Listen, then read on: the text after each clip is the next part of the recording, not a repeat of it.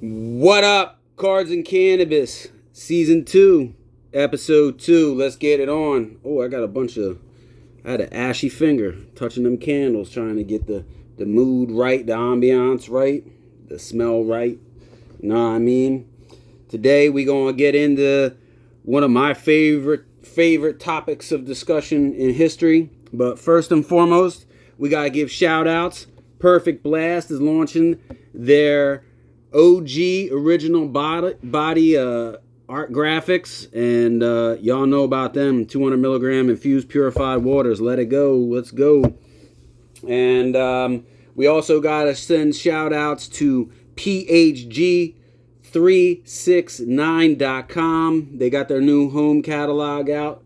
Go check Patty out on her website. She's got some great products for the household that are all organic, earth friendly, pet friendly, allergy friendly. And then it's season 2, episode 2. So special shout out of the day for the 22. Arguably my favorite player growing up in all sports. Love him or hate him. I consider him to be the GOAT. I don't care what anybody says. We're not having that discussion today, but we just shouting him out for the 2-2. The best player to ever wear the jersey number 22 in my mind. No hate on Clyde the Glide, but it's got to be Emmitt Smith. And I grew up watching Emmitt Smith, following him coming out of Florida with the boys, lit it up, did something nobody had seen in a hot minute since the Steel Curtain back in the day, and etched himself passing the great late Walter Payton, and I believe still number one in overall yards, rushing yards, touchdowns. I mean, the guy's just, what he did was astronomical, and it pained me to see him go to Phoenix to the Cardinals, or Arizona to the Cardinals. But it is what it is, and needless to say, arguably the greatest running back to ever step on the gridiron. That's right, Mr. Emmitt Smith. So special shout out to you, dog. 22. That was my inspiration growing up, high school and college. First off, we got to get it popping.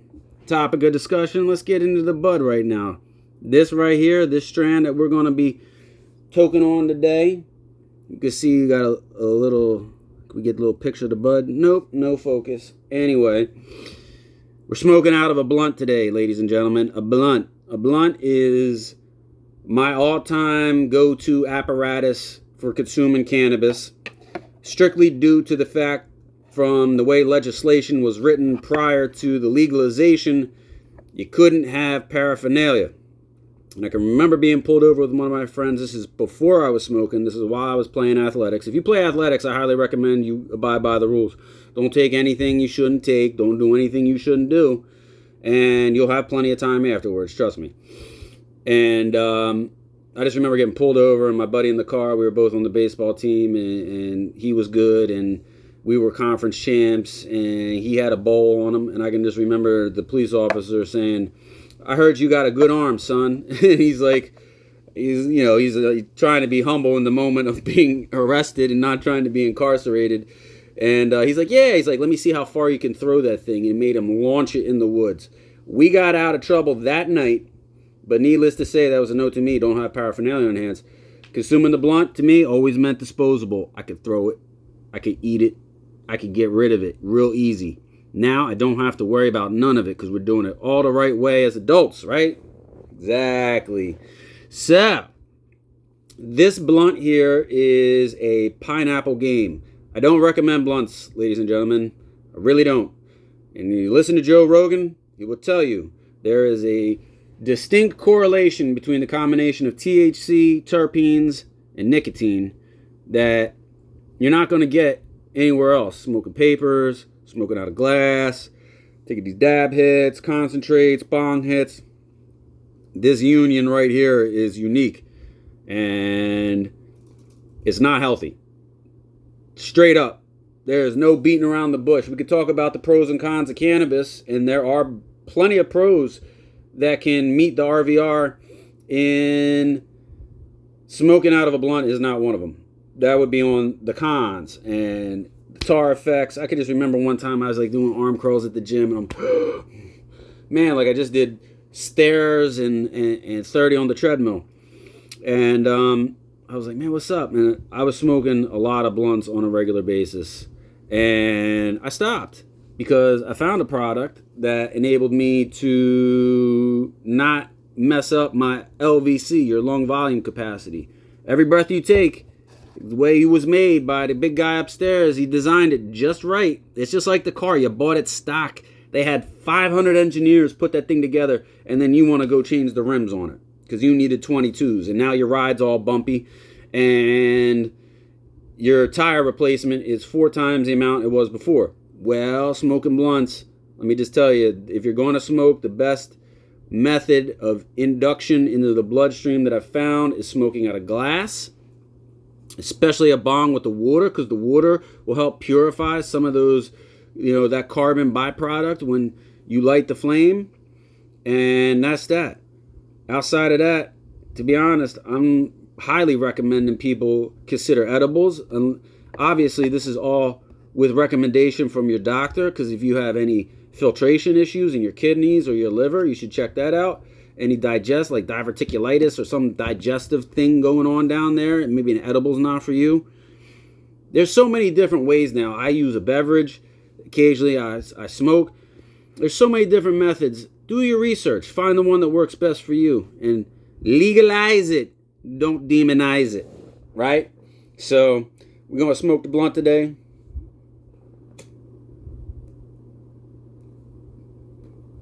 Also, in honor of this newest season of Fortnite, which is basically honoring the legendary Snoop Doggy Dogg.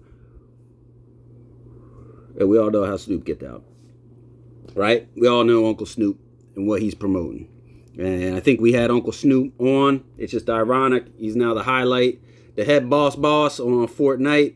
So that's been interesting. So, thinking about the card review I wanted to do this, but listen, the shenanigans were over.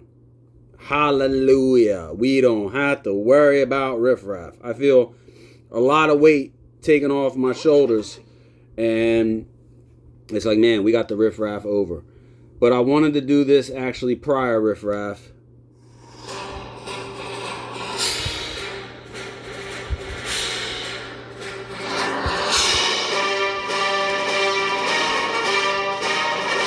You already know. We had to do a tribute. And I specifically had to get this released because I had to have it here for this tribute because it's very important. I want to cover today the greatest movie villain on the history of God's green earth. And that's none other than Darth Vader himself. That is right. The Sith Lord, the icon, the silhouette, the voice, the mannerisms, everything to a T. Darth Vader is evil personified. And I wanted to highlight the two gentlemen that brought us Darth Vader in a way that has left its mark in the annals of history. And that's none other than David Prowse and the late, great James Earl Jones. And the passing of James Earl Jones, to me, was the end of an era. There's a silhouette that you will recognize that is the most recognizable silhouette on the planet Earth. And if it's not Michael Jordan, it's Darth Vader.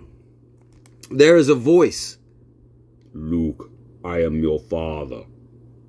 It doesn't matter if you sound like him or not. Everybody knows who you're trying to replicate. James Earl Jones. And the career that James Earl Jones had after Star Wars. Name the movies. I would honestly have to say the one that touches me the most is Field of Dreams. I can't not boo-hoo at Field of Dreams. Try it. Try watching Field of Dreams. And see if you don't want to go have a catch with Dad at the end. Don't make me shed tears on this. Because this is symbolic to me because this is my childhood growing up. This is what a lot of us get into collecting for and then we want to pay homage to the people that had the impact on us the most. And I got these 2 copies. This is a 1977 Darth Vader rookie card. This is the green edition. For those of you that followed this Topps series, there was blue, I believe, which is the first edition. Then it was yellow, and then it was green, and I believe that were the 3 editions they did. And this right here, this card being Movie Facts card 9 of 22, it's numbered on the back. It's a great copy. The copy is not graded. It could be. The centering is not that bad for these type of cards. The corners are definitely been seen their day. I mean, the edges look good. This was a great copy for me. It is a great autograph. Dave Prowse has a great autograph. And it was one that I just wanted to make sure it was in my PC. This card, I was looking for one to match the rookie year, even though that this is his second year card from the Empire Strikes Back. This would be the 1980 Topps edition, yellow edition. When we get and cover some other characters, I have another copy from this edition that I can pair this up with. But James Earl Jones, I am not going to lie, Buddy's autograph is arguably one of the most sketch autographs that you can't copy because it's just so bad. It's hard to copy. There's nothing smooth about it. But this, to me, the positioning of this gives a full visual aesthetic of the autograph, even though you're probably seeing this backwards. The copy of the card is not graded. And to be honest, like the other one, I'm glad they didn't. But the centering, the surface, and the edges are all good. The corners are a little beat. But only beat in the sense that this is the wear and tear of these cardboard. It wasn't like a crease. It's not like strict damage. It's probably just deterioration by the time someone got this graded. I never checked the date of when this was graded. But I would assume that this is post 2010 maybe. Just judging by the thing that PSA put on there. But needless to say, Darth Vader, we had to pay homage. We got to give shout outs and credit to where credit's due. You can see this right here, this 8x10, and I got other Darth Vader stuff around the room, actually a lot. But this one, to me, was a symbol of recognition of the Sith. And for those of you that know the movie and know this, the Sith Lords, this has Ray Pak on it. And to be honest, Ray Pak, he was a problem, man. He is lucky Obi-Wan and Qui-Gon double teamed that cat, because we all saw what happened to Qui-Gon. It didn't end up too good. And Obi-Wan ended up the victor. Came close, though. Came close. But needless to say, man, what Ray Pak, a.k.a.